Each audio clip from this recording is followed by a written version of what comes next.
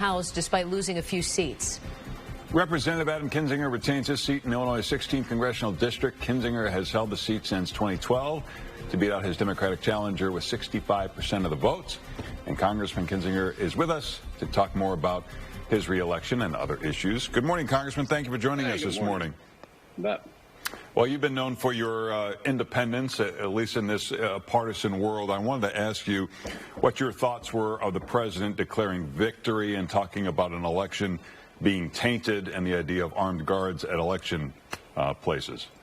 Yeah, look, you shouldn't do it. I mean, there's a process. We saw it play out in 2000. If you have legitimate concerns and a dispute, you go through the court system. And the president has every right to take concerns through the court system, as does Vice President Biden. And we have to be patient with that. What a president cannot, or anybody for that matter, and especially somebody in an official position can't do, is make unfounded allegations of fraud. Because what happens without presenting that proof, and you can do it if you have it, do it through the court system, you undermine people's faith in democracy, and you really could create a situation. You know, we already live in kind of an explosive environment where it explodes. The president needs to lay off that, and if he has evidence, bring it forward and show it to court.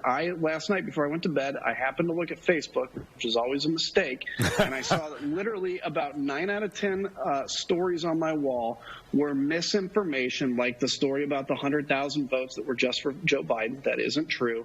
Or that more people in Wisconsin voted than were actually registered. Also not true.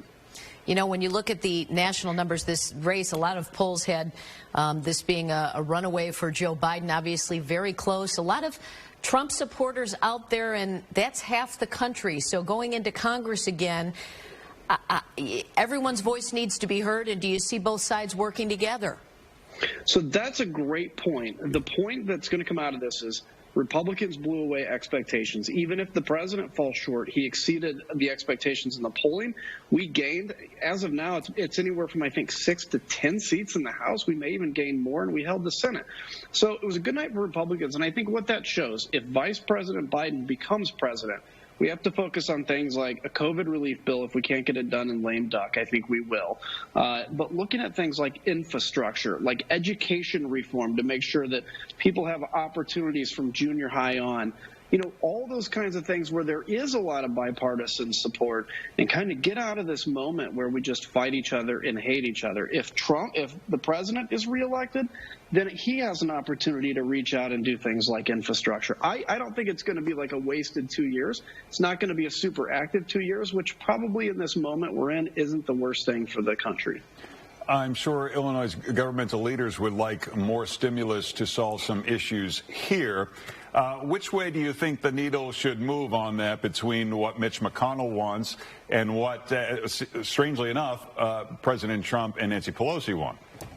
So I think what we're going to do is probably end up giving money to states based on the COVID impact, some percentage of that. Every state will be treated fairly.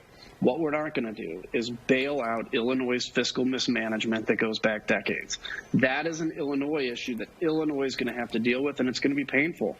And but that's what happens when you put off tough decisions.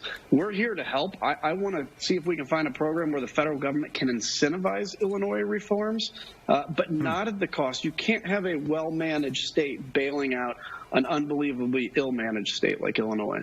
All right, Adam Kinzinger, we appreciate you joining us this morning. Thank you. Anytime. All right. Hey, Paul.